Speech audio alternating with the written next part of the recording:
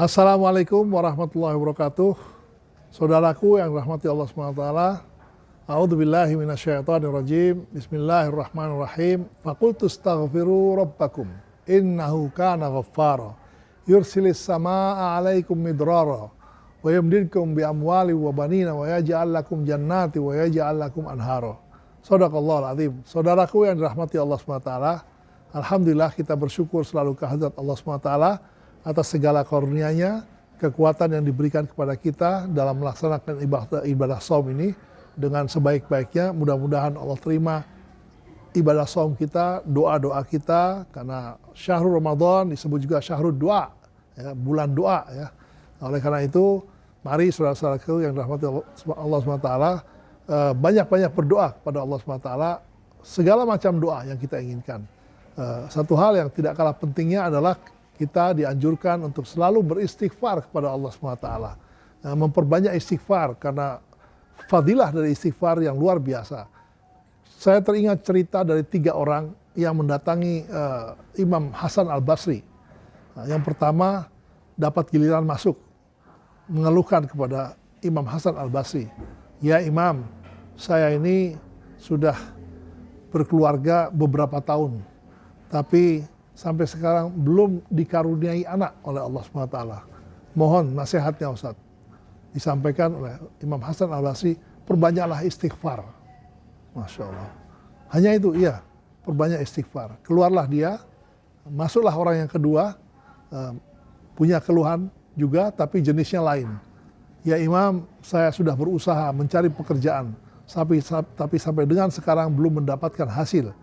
Oleh karena itu mohon nasihatnya, ya Imam, agar saya insya Allah dikabulkan oleh Allah untuk mendapatkan pekerjaan. Maka Imam Hasan Al-Basri menganjurkan, perbanyaklah istighfar. Insya Allah Imam, saya akan lakukan. Keluarlah orang kedua, masuklah orang ketiga, ya, dengan keluhan yang berbeda.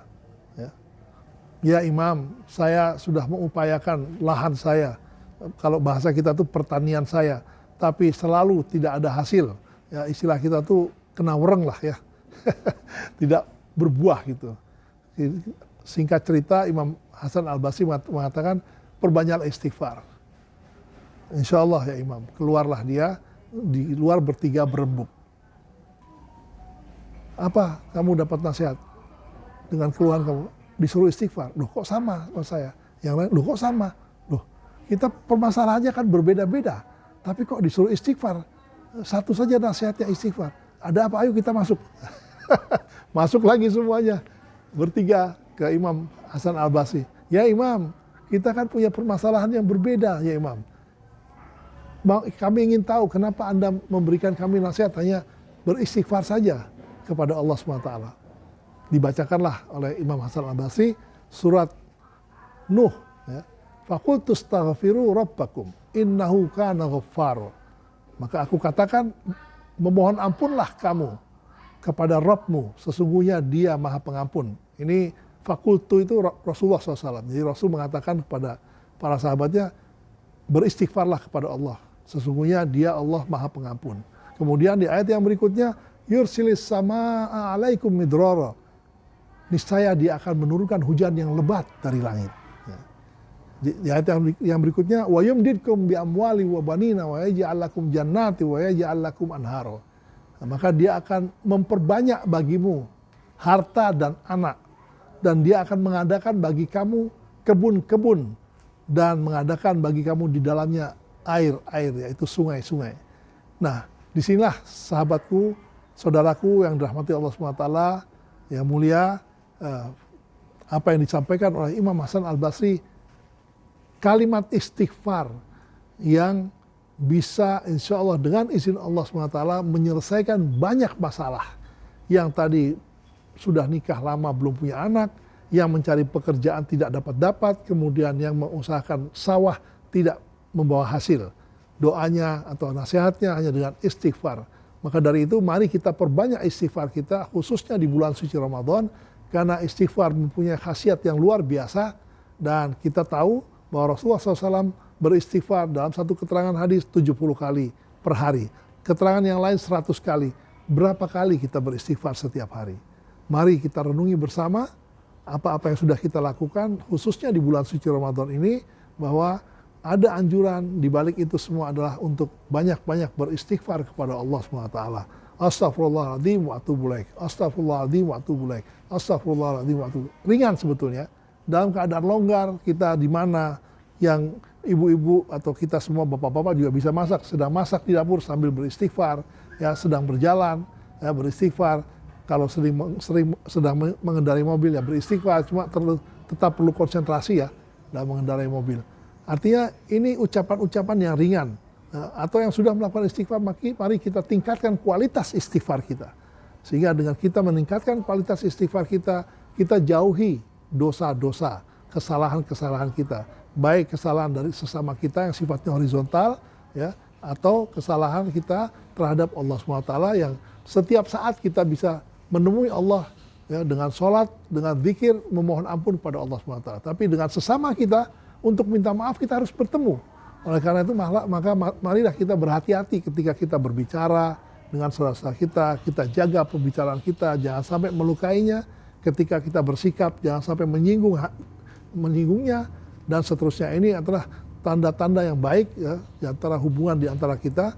Dengan kita memperbaiki akhlak di antara kita, saudara-saudara kita, maka satu sama lain saling merasa nyaman, merasa tenang, tentram ketika kita berada di sisinya. Demikian juga kita, bagi saudara-saudara kita yang lain, ya, yang ada dengan kita, maka nikmatnya luar biasa ketika kita merasakan ketentraman, kenyamanan. Oleh karena itu, saudaraku yang dirahmati Allah SWT, ini utama bagi kita. Segala amal-amal yang kita lakukan ini, mari kita istiqomah di dalamnya. Jadi kita lakukan secara rutin, syukur kita mempunyai amalan-amalan unggulan setiap harinya. Ya, apalah kita mulai bulan suci Ramadan ini misalnya, kita lakukan sholat duha. Nah ini insya Allah kita bawa terus setelah selesai Ramadan. Jadi amalan unggulan kita. Ringan, setiap hari minimal 2 rakaat. Lebih baik lagi 4 rakaat. Ini dengan fadilah-fadilah sholat duha bisa kita ambil dari berbagai kajian atau hadis-hadis yang luar biasa. Saudaraku yang rahmati Allah SWT, marilah kita sama-sama selalu bermuhasabah, melihat diri kita. Kita punya banyak kekurangan. Mari selalu kita perbaiki diri kita, baik dalam hal ibadah-ibadah mahdhah yang urusannya dengan Allah langsung, ya, tentang sholat kita, ya, sholat wajib kita, sholat sunnah kita, qiyam kita, dan seterusnya, maupun ibadah ghair mahdhah, ibadah yang kaitannya dengan sesama kita, artinya muamalah. Kita tingkatkan muamalah di antara kita, sehingga dengan demikian insya Allah kehidupan kita berharap dipenuhi dengan barokah dari Allah SWT. Karena barokah ini tidak bisa terlihat, tapi di sini ada hal yang bisa mendapatkan manfaat. Kita akan mendapatkan manfaat di luar yang biasa dihitung oleh orang secara matematis. Ya. Ada contoh kisah sedikit saja, antara orang bertanya apa itu barokah, ditunjukkan. Anda lihat kambing dan anjing. Ya. Kambing itu sering disembelih untuk korban. Nah, tapi anjing tidak. Tapi dalam kehidupan kamu, lingkungan kamu, mana yang lebih banyak? Anjing atau kambing? Kambing ternyata. Itulah yang dibilang barokah. Ya, anjing tidak pernah disembelih untuk korban, tapi kambing disembelih. Tapi subhanallah, ada terus untuk korban, ya, kambing itu. Itulah yang dimaksud makna dibalik barokah yang ada. Mari saudaraku yang rahmati Allah SWT, kita tingkatkan sekali lagi ibadah shaum kita bulan suci Ramadan ini.